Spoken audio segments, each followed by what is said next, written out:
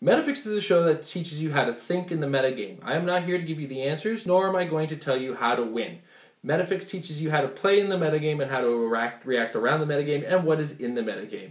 If you're looking for the answers, try HC Realms, check the forums, they have all kinds of neat toys and tools and teams being brought up, and check the results of a lot of the ROC tournaments or any Worlds tournaments to see how teams played out and what teams were used for.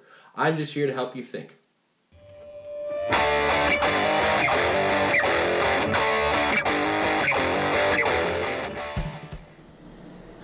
Don't have my usual beautiful wife behind the camera, so this is going to be a weird one. You're going to see me look over there like, where are you, honey? Where are you? But it's the week of Canadian Nationals. We're getting our head in the game, getting our teams locked in, getting those final tweaks done, getting comfortable, getting packed, getting everything ready to go. So what better and appropriate time to discuss the differences between the metagame locally and the metagame on the wide scale. So locally, when you go to a tournament where you generally meet all the people that you play, you go to a local venue. There's a little bit more of a casual environment to it too, and sometimes people get vehemently casual, where they get angry if your team is even in the slightest bit competitive.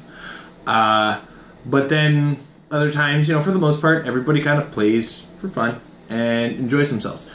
Oftentimes in those environments, you find yourself looking at a character and going, wow, that character wrecked my face, he's amazing. And then you start to question, well, why aren't more people playing him on the higher level? And you start to question whether or not that character does belong in the higher level. And oftentimes, if you don't get out to a lot of the big tournaments, you don't see why that character doesn't shine and beat on certain other teams. And it's the consideration that you have to take into that character.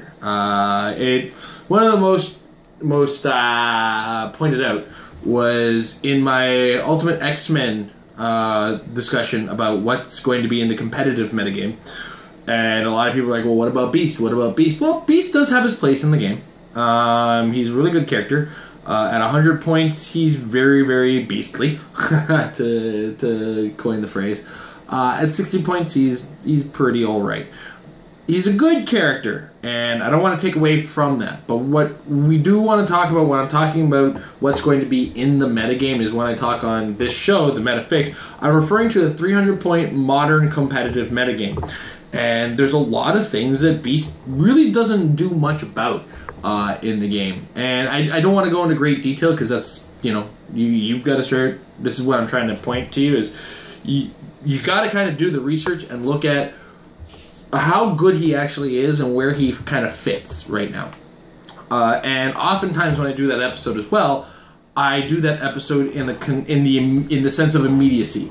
These are characters that, independent of what's already out there, or inclusive of what's out there as well, what are they going to do in the game? Now, Beast, as an example, does a lot of good things as long as he gets close, but sometimes he can't get there.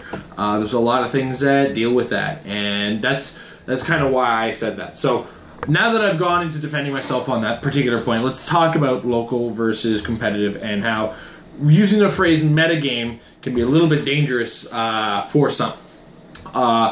When we refer to the metagame, we're referring to all aspects that create the strategy in an environment. And there is what we refer to as the competitive metagame, which generally in Heroclix is 300 points, modern age, and though The Rock has introduced 300-point limited modern, those are the two main metagames. Those are two main metagames that we refer to. So these are the two types of strategies that we have to form around, and we start thinking outside of the characters and start thinking of the numbers instead of what's there, and that's what we're referring to when we're referring to the metagame, is stepping outside of the theme of the comic books and seeing what competitively works in them. Now, everything has a metagame. The casual game has a metagame. The 600-point game has its own metagame. And it's one of the wonderful things about Heroclix is there is a metagame just on changing the point values of the figures on the board. where one figure might be great, another figure is going to be exponentially better in a higher point value sometimes, because it's okay to spend a couple extra points to just throw that character in. It doesn't take up as much of a percentage of your point in as it does in a 300 point game. And that's one of the shifts that we're starting to see in the game as well, but that's another conversation for the Meta Lab, where opinion pieces matter. Anyway, so when we refer to local versus the grand scale, local, you're generally confined to, and I'm going to go extreme, between 10 and 20 people, and those are busy stores, we'll say. So between 10 and 20 people you see on a regular basis, those 10 to 20 people have a way of playing. Now, sometimes they get successful in one specific way of playing and then start to stick to that, and then that becomes your local metagame, is you've got to account for the existence of that team or the plan that that team is going to be there. Then we, on another week somebody comes and beats that, and then the local meta is that guy's come and beat that guy, so we know how to beat this other guy if he continues to play that strategy, and so on and so forth. But what ends up happening is sometimes, not all the time, let's be very strict about that, you get tunnel vision in your local meta, and you see a figure start to wreck people that, and you start to question, why is that figure doing so well? What are we not doing? And sometimes it's just little careless things. You brought a team that maybe wasn't super competitive, and you thought had quite a few of the competitive tools, but was still, could still do a number of things, and you plumb forgot something. I mean, these things happen. So don't. It's hard to get out of that mindset to get into the competitive game outside of just going to tournaments. When you go into the national scale, this is the culmination of multiple local metas and multiple people doing a ton of research and just crunching the numbers.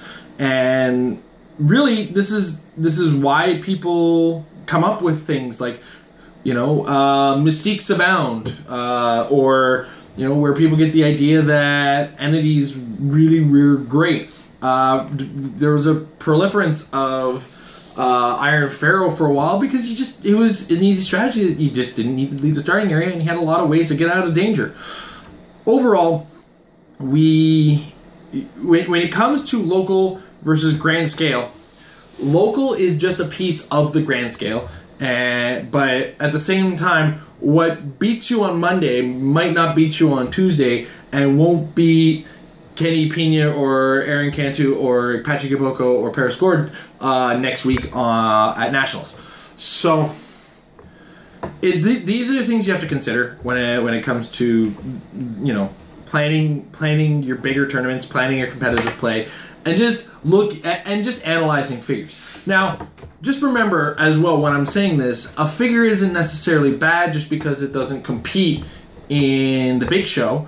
A figure can still be good and just not be for the big show. That's okay. A figure's allowed to exist in a not great status up there because this game does have its multiple competitive or casual levels. As well, it might not be good now, but something later on could make it amazing. Who knows? So, just taking all this into account, just remember that on a local scale, what happened to you last Friday might not be something that's just going to break the game next Wednesday, right? So, on that note, thank you guys for watching. And always remember, be it local, be it on the grand scale, at the big show, the nationals, the worlds, just remember that practice makes your team better. The opinions and thoughts brought to you in Metafix are not meant for the casual game at the table.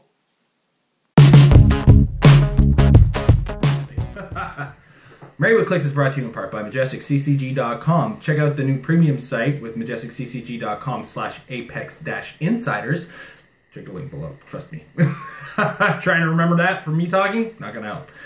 You'll get awesome articles at $3 a month, with the first month being free, from amazing writers such as Paris Gordon, Easton Brock, Aaron Cantu. I'm even going to be contributing occasionally. And if you're familiar with the Meta Lab, check out some of Mike Payne's articles. So, check it out again, MajesticCCG.com/Apex-Insiders for your look into the minds of some of the greats.